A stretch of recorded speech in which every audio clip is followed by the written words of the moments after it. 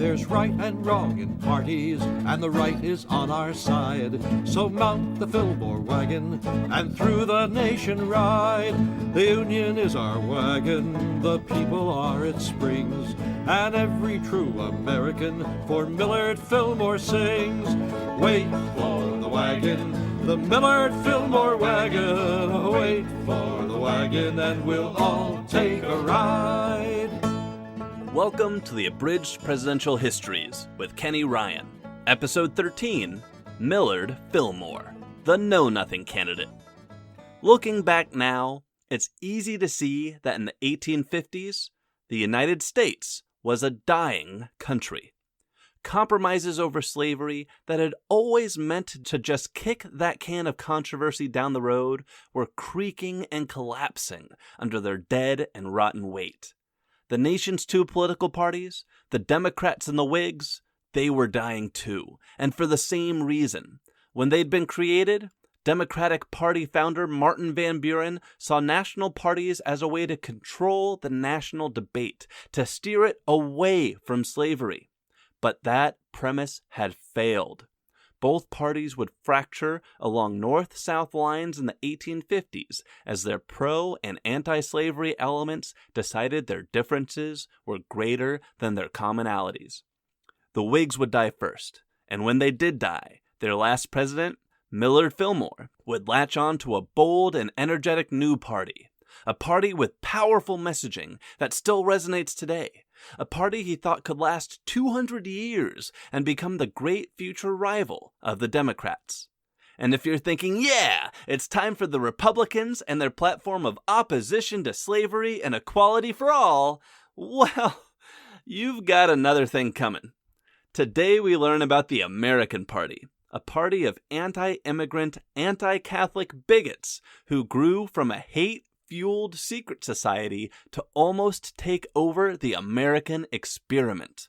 And we'll learn about the one-time president who thought they could make him president again, Millard Fillmore.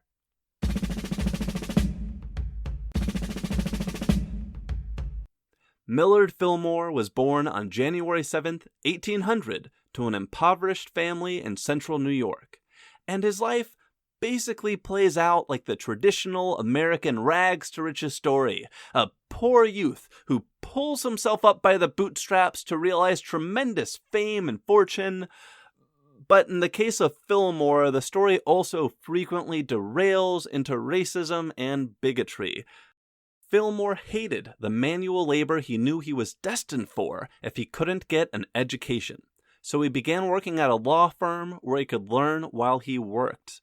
When he felt he'd learned enough, he returned to his hometown to establish a law practice before eventually moving to Buffalo, New York. And his timing here was really good. The Erie Canal had just opened, turning Buffalo into a boom town overnight, as goods from Ohio, Michigan, Indiana, Illinois, and Wisconsin traveled across the Great Lakes and down the canal to reach the port at New York City. And while trade was traveling east, investors and immigrants were traveling west. There was a lot of work to be had in Buffalo for a young lawyer. But then he started getting tugged toward politics. And not for any grand aspirational reasons, but more because, well, Fillmore's kind of a putz. In 1827, when Fillmore was 27 years old, a group called the Anti-Masonic Party was a growing force in New York state politics. These were people who were largely anti-Andrew Jackson. Jackson and a large number of his Democrats were Masons, so people who opposed Jackson and the Democrats tended to be anti-Mason too. So who are the Masons, and why didn't people like them? Well, the Masons are a secret society that can be traced back to Europe, where they'd been founded by stonemasons. They had secret handshakes and secret rules, and sometimes they liked to hang out and, probably get drunk together. And if the idea of a secret society sounds fun, well, that's basically why people joined. It was a social club that made members feel like they were important and that they had status, because they were in and everyone else was out, and, totally lame.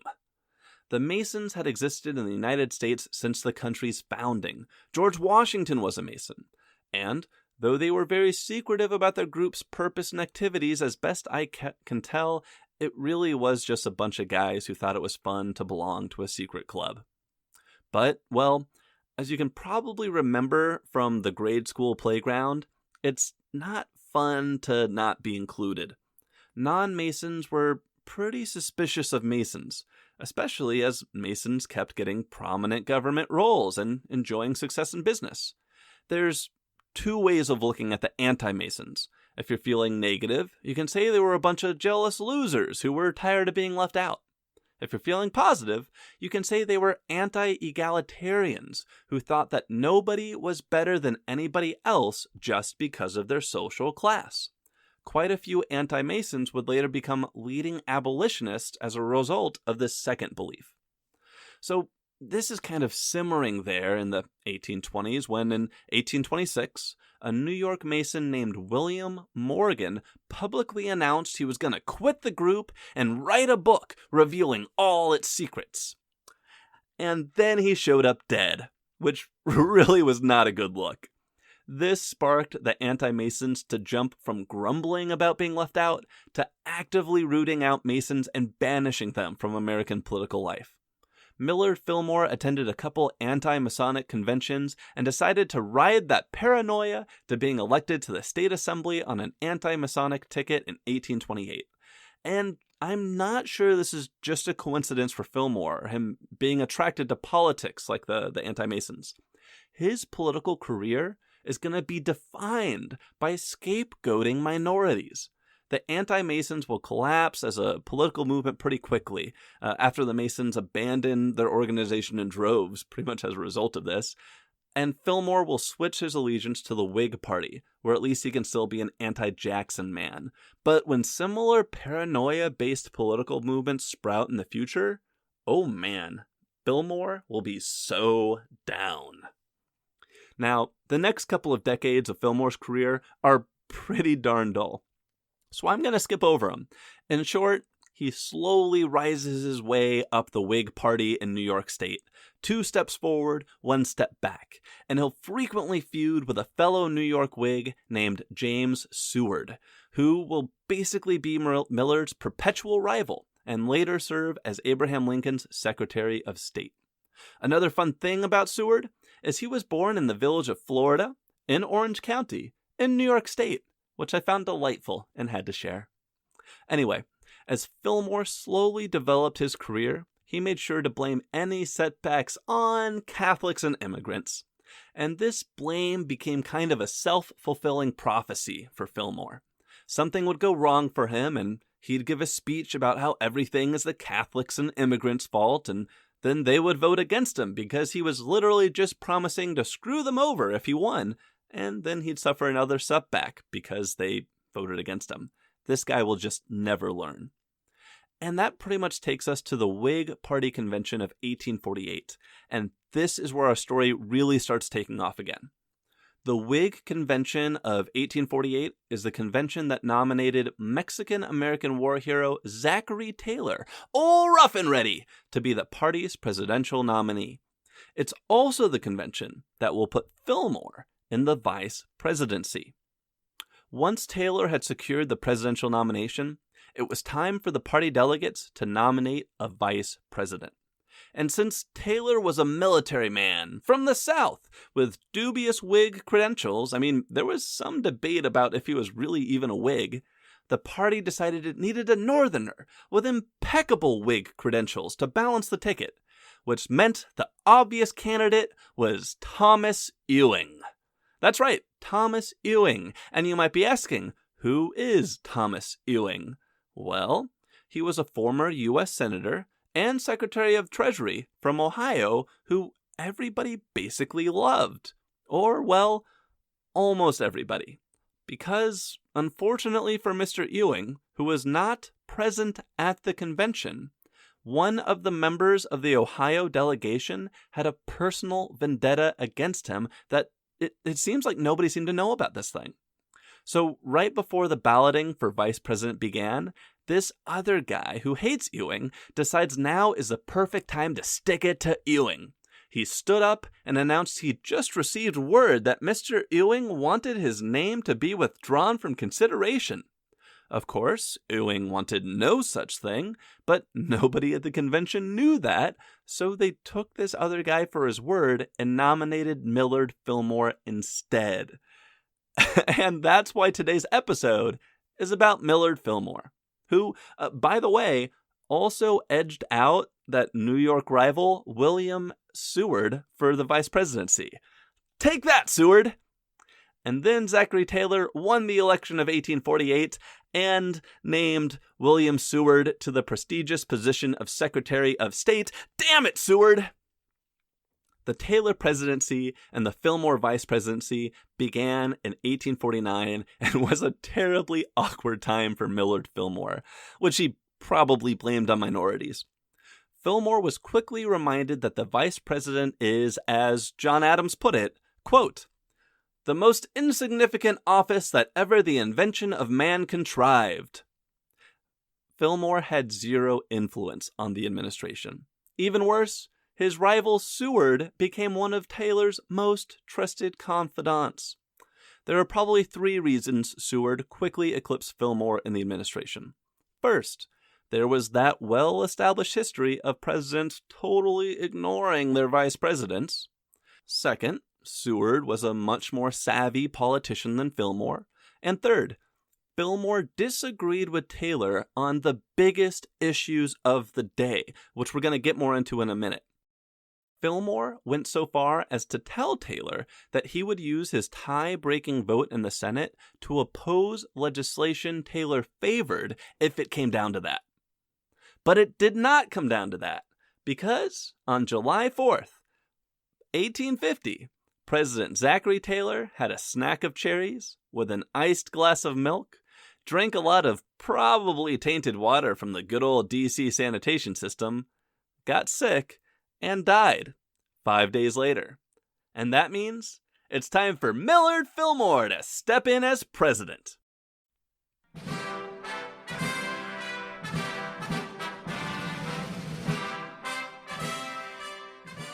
And so, on July 9th, 1850, 50-year-old Millard Fillmore, the rags-to-riches lawyer and vaguely bigoted New York politician who is shaping up to be another entirely forgettable vice president, was sworn in as the 13th president of the United States after the death of his predecessor. But what did the world and the country look like when Fillmore became president? Let's look around.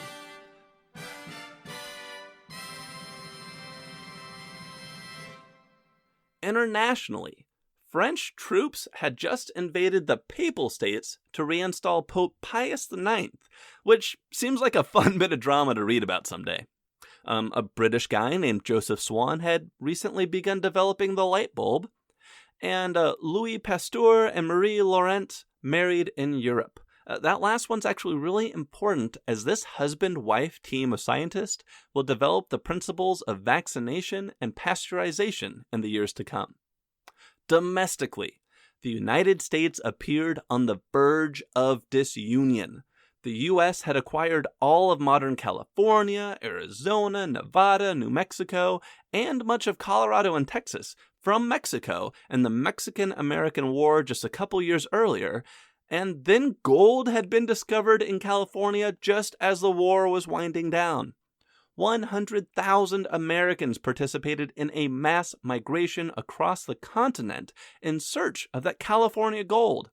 These so-called 49ers soon clamored for a state government to bring order to the region, and organized a hastily called convention that unanimously agreed the new state should be free of slavery, because nobody, not even the settlers from the South, wanted to compete with slaves in the California gold mines.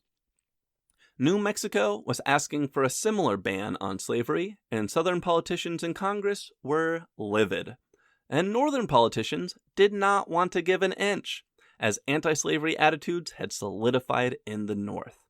73-year-old Henry Clay, the great compromiser who had saved the Union from similar disagreements in 1820 and 1832, put forth one final compromise, the Compromise of 1850, in January. But it was defeated when it came to a vote in Congress. And I misspoke about this next bit in my previous episode when I said Congress went into recess after this. They stayed in session, but Clay did not stick around for the rest of it. Old and discouraged, the great compromiser gave up and went home right around the time of Taylor's death in July. So, in July 1850, the compromise is dead. Taylor is dead. Clay has given up and gone home. And delegates are gathering at a secessionist convention in the South to vote on disunion. It fell to Fillmore to save the day. And he totally didn't. On one of Fillmore's first days in office, Zachary Taylor's full cabinet, including Fillmore's old rival, William Seward, came to Fillmore with resignation letters in hand, and this was a formality. They all expected to be retained. But Fillmore shocked them by accepting their resignations and firing the whole lot on the spot, something no accidental president had done before or has done since, because it's stupid. When Fillmore cut all those guys loose, he didn't have anyone in the wings ready to replace them. And when he started offering these jobs to other people, some of them said no. So in July and August of 1850, with Southern secessionists planning a convention to discuss disunion, the federal government was essentially adrift because Fillmore was still scrambling to build a cabinet. It was just him, the sad and angry man, alone in the White House with nobody to help him. If the United States was going to be saved, it was going to have to be saved by somebody else. Enter Stephen A. Douglas. In 1850, Stephen Douglas was a first-term senator from Illinois who was about to become the single most important man in 1850s American politics. As a series of failed presidents would come and go, Douglas alone will attempt to pick up Henry Clay's mantle as the great compromiser and, less successfully, try to hold the country together. And it starts with the Compromise of 1850, a 6-plank effort to resolve the crisis and save the Union. With Clay out of the picture, and Fillmore still trying to build his cabinet, Douglas got to work during the summer of 1850 tinkering on Clay's compromise bill and looking for ways to get it passed. Ultimately, he decided the bill would be easier to pass as 6 separate bills for its 6 separate planks. Because while a majority couldn't be found for the 6 planks bound up together, each individual component could get just enough support to pass alone. 2 months after Fillmore took office, September 1850, the compromise bills began passing in pairs and heading to Fillmore's desk, where the new president signed them all, an act his predecessor, Zachary Taylor, had vowed not to do. Which means it's time to dive back into the Compromise of 1850, what it was, and why it was supposed to save the Union. Plank 1. California would be admitted as a free state. This was pitched as a point for the North, but really was probably inevitable at this point. Plank 2. The rest of the land taken from Mexico, including New Mexico, was organized as a territory with no restrictions on slavery. This was a point for the South, especially considering the New Mexico Territory was asking for slavery to be banned there. Plank 3. Texas gave up its claim to half of New Mexico. This was a point for New Mexico, which didn't want to be ruled by Texas, which was really far away and where slavery was 100% legal. Plank 4. The federal government paid off Texas's entire $10 million pre-annexation debt, basically in exchange for denying the state's highly questionable claim to New Mexico. Point for Texas. Plank 5. The slave trade was abolished in Washington, D.C., but slavery was preserved as legal, so let's call it a wash. Plank 6. The most controversial one. Congress passed a new Fugitive Slave Act. This was a big, big point for the South. Add that up, and it looks about even with maybe a slight advantage to the South. But if you lift the hood on the Fugitive Slave Act and read what it does, you realize that, holy smokes, this is crazy! And because Fillmore is going to spend the rest of his presidency trying to enforce it, we're going to go ahead and pop that hood and look at what it did. Are you ready? Because this stuff gets pretty nuts. The Fugitive Slave Act established commissioners in every county in the country who were empowered to hear fugitive slave cases and call up forces to catch runaway slaves whenever slave catchers showed up asking for assistance. Further, the commissioners could be held personally liable if they failed to capture any escaped slaves in their county. We talk today, right now, 2021, about how hard it is to hold police accountable through lawsuits. Just Google Castle Rock vs. Gonzalez, and I mean seriously, do it. Make a note to yourself to Google Castle Rock vs. Gonzalez after this episode is done. It's crazy. Well, 170 years ago, you could easily sue a federal marshal who didn't recover your escaped slave. But wait, there's more. Way more. The act established a $1,000 fine for aiding or harboring fugitive slaves. Technically, a poor northern farmer could be fined $1,000 for giving a cup of water to a black man on the side of the road if it was later proven that that man was an escaped slave.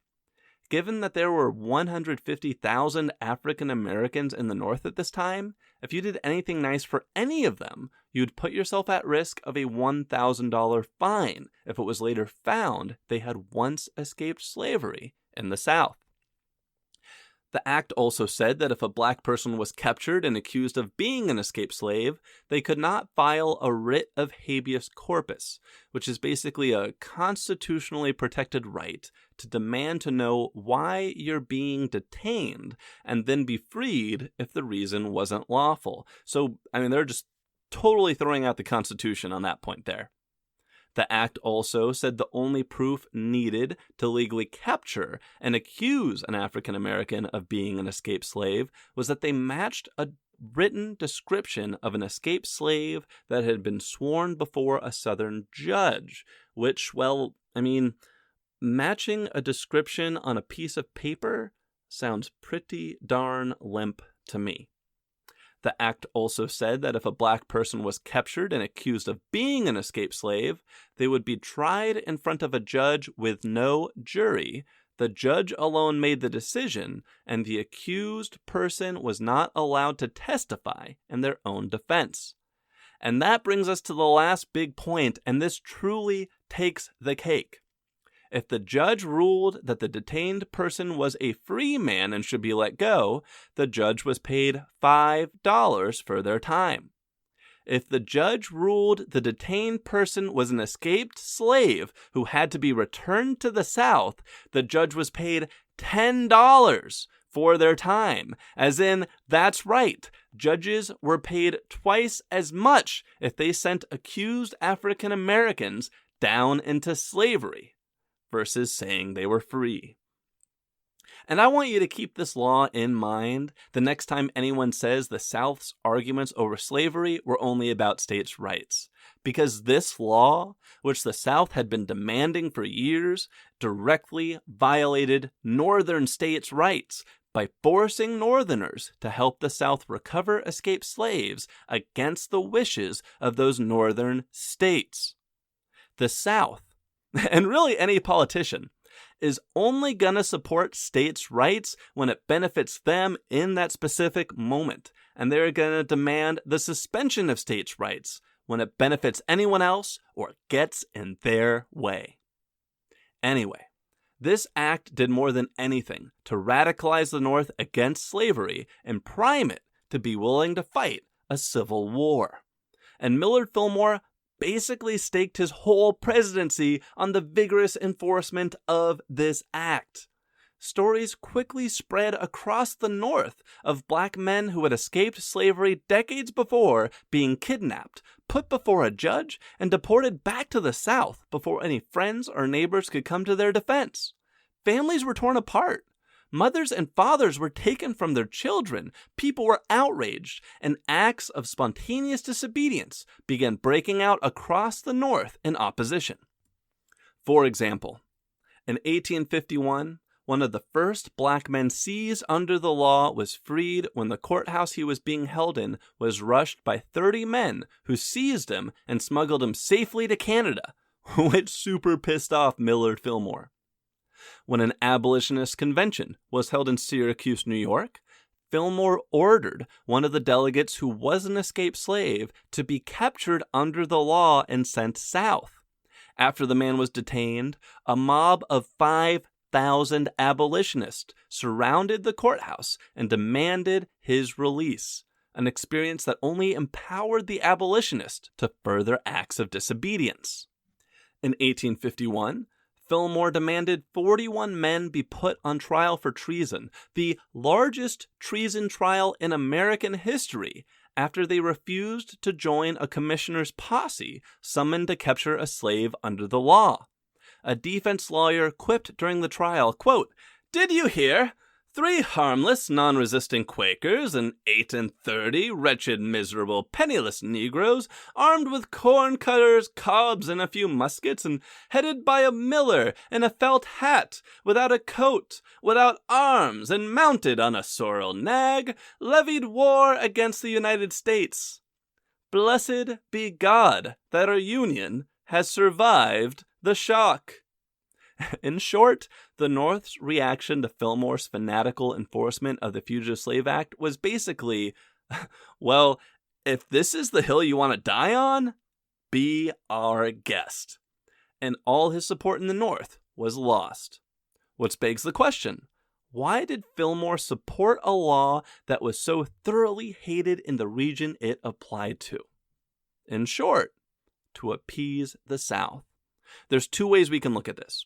1, he was trying to appease the South so it would support his re-election. 2, he was trying to appease the South to prevent secession and civil war. If it was the second, it worked for a little bit. If it was the first, it didn't really work at all. A growing class of Southerners had been clamoring for secession since James Calhoun first prompted the nullification crisis in 1832, something we first talked about in episode 7 on Andrew Jackson. And even now, as Fillmore vigorously enforced the Fugitive Slave Act, these Southerners were still saying the North wasn't doing enough. They were furious about California being admitted as a free state and demanding further expansion of slavery into even more federal territory than what the Compromise of 1850 had offered. In short, they wanted the Compromise of 1820 nullified so slavery could expand into all the land of the former Louisiana Purchase. But, well, this was unreasonable. And it's not just me saying that. Even a majority of the South in 1851 thought this was unreasonable. The Fugitive Slave Act had been a huge get for the South. These so-called moderates said, let's stay in the Union and continue to fight this out politically. And a funny thing happened in the off-year election of 1851. In Georgia, Alabama, and Mississippi, you saw a realignment of the old Whig and Democratic Party lines behind new pro-secession or pro-union candidates. The pro-secession candidates were generally radical Democrats like Jefferson Davis, the future president of the Confederacy, while the pro-union candidates were a mix of moderate Democrats and Whigs. In 1851, the pro-union vote won big time, but I don't think it's the right interpretation to say the Compromise of 1850 had succeeded. I mean, sure, secession did not happen now. But like every compromise before, it just kicked that can down the road. And at this point, we are close to running out of road. So, like I said, If preventing disunion was Fillmore's goal in supporting the Fugitive Slave Act, then he bought like 10 more years. But if re-election is what he hoped for, well, all he had managed to do was make sure that no Whig would ever be elected again. In the 1852 Whig convention, the South had Fillmore's back as he sought renomination for a second term in the presidency. But the North was dead set against him. Northerners were furious about the Fugitive Slave Act and would never support the man who put it in place. They wanted General Winfield Scott instead, Ol' Fuss and Feathers, the champion of the Mexican-American War who had nearly won the party's nomination in 1840. Which was a problem. Because do you remember why he had not won the nomination in 1840? It's because the South had become convinced that Scott was too supportive of abolitionists. So just as strongly as the North refused to accept Fillmore, the South refused to accept Scott. And there was a third candidate in the mix. Fillmore's current Secretary of State, the 70-year-old former Massachusetts Senator, Daniel Webster, who had decided to run against the sitting president while still sitting in his cabinet, which is insane. All Webster did was siphon off just enough votes to keep Fillmore from ever getting the majority he needed to win the nomination. And so, these three candidates became trapped in a time loop as the convention voted again and again and again, but kept coming up with roughly the same results every time. 130-ish delegates for Fillmore, 130-ish delegates for Scott, and 30-ish for Webster. Until finally, on the 53rd ballot, Scott got just enough delegates to win the Whig Party nomination. Hooray! But, well, the Southern Whigs never really did rally behind him. And most Northerners never really did forgive the party for the Fugitive Slave Act. So when the 1852 general election rolled around, Scott was destroyed 254-42 in the Electoral College, winning just 4 of 31 states. As is our custom, let's take a quick look around the country and the world to see how it changed during Fillmore's presidency.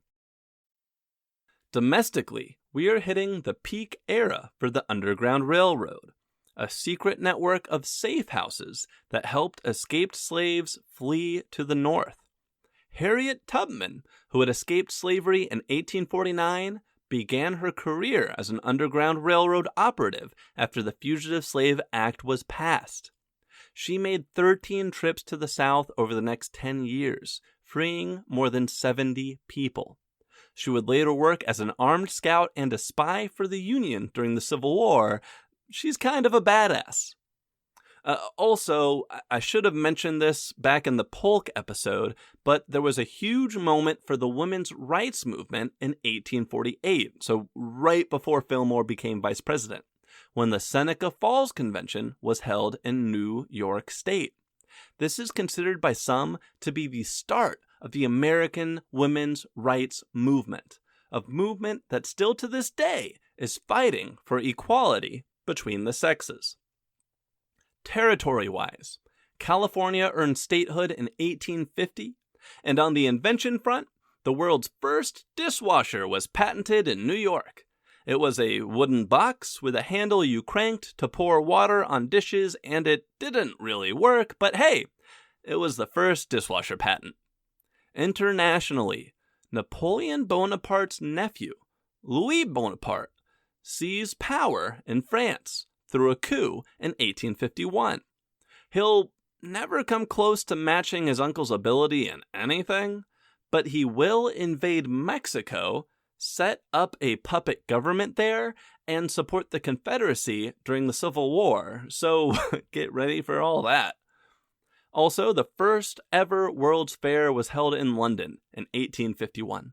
So, as Millard Fillmore left the White House, he basically left the Whig Party burning in ashes behind him. But he wasn't done with presidential politics just yet. Over the next 4 years, he would latch on to the former secret society turned political party called the American Party that basically ran on a platform of immigrants and Catholics can go to hell. So get ready for some good old-fashioned bigotry. The Know Nothing Party is here. First, some background. Anti-Catholic and anti-immigrant groups had sprouted up here and there pretty much since the 1830s, but they never really gained much traction because there weren't a whole lot of Catholic immigrants coming in yet. That changed in the 1840s, when a potato famine and a wave of violent revolutions and counter-revolutions swept Europe, turning a trickle of about 10 to 100,000 immigrants each year to a flood of 2.9 million.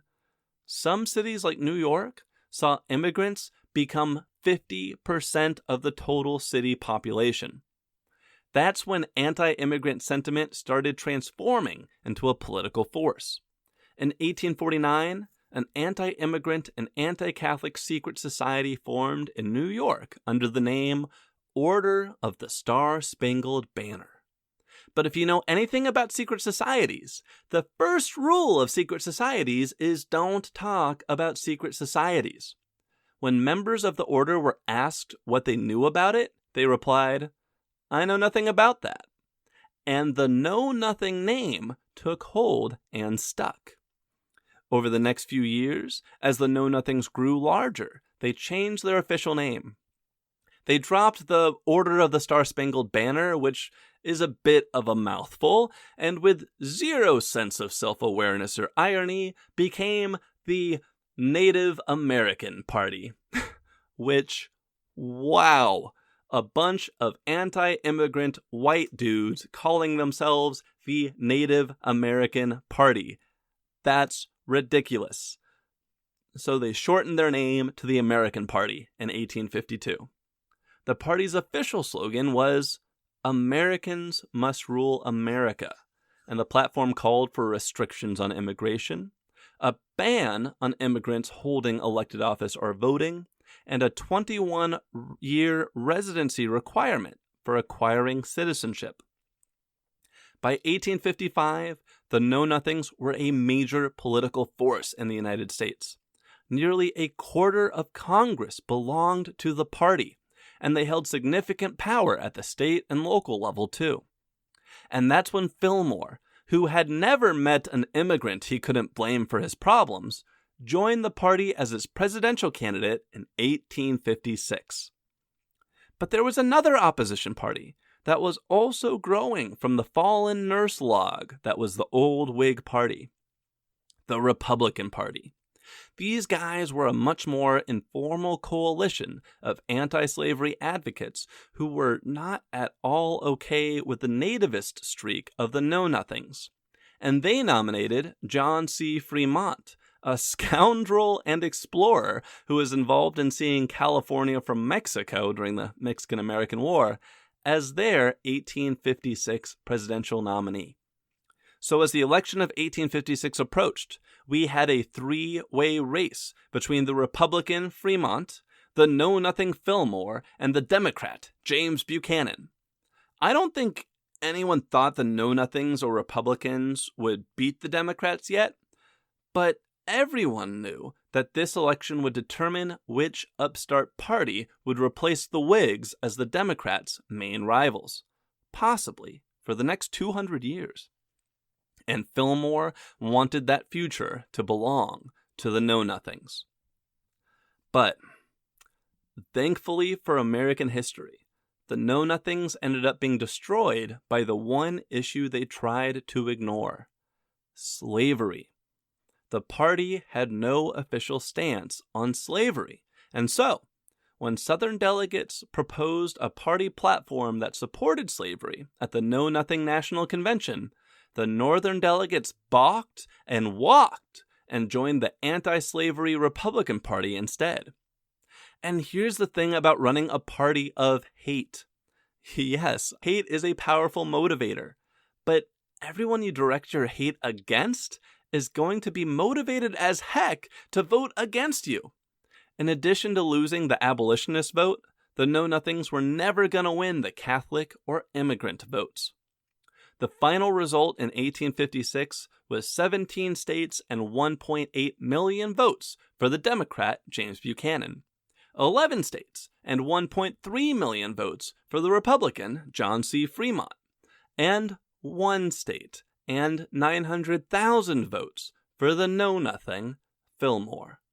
So it was a bit of a near thing, but Fillmore was just barely prevented from establishing a nativist and bigoted party as one of the nation's 2 premier political ideologies. Thank goodness we would never have to deal with any of that stuff again. And that was that for Fillmore and the Know-Nothings. Fillmore's performance had proved the Republican Party would be the Democrats' opposition party of the future. And in 1860, Abraham Lincoln would win its nomination and go on to become possibly our greatest president yet. Fillmore's final years would largely be lived quietly and off the radar. He'd support the Union during the Civil War, but would oppose the war itself, calling it expensive and destructive.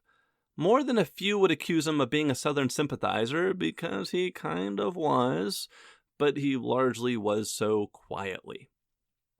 On March 8, 1874, Fillmore died of a stroke in Buffalo, New York, at the age of 74. His final words were reportedly, "The nourishment is palatable." He'd just been eating some soup.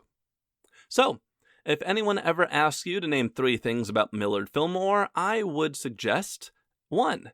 He only became president because Zachary Taylor died. 2. His zealous enforcement of the Fugitive Slave Act, which was a totally crazy law, killed the Whig Party. And 3. His last political act was to run for president as the nominee of the bigoted and nativist Know-Nothing Party, which died after his failure. So, what can we learn from Fillmore?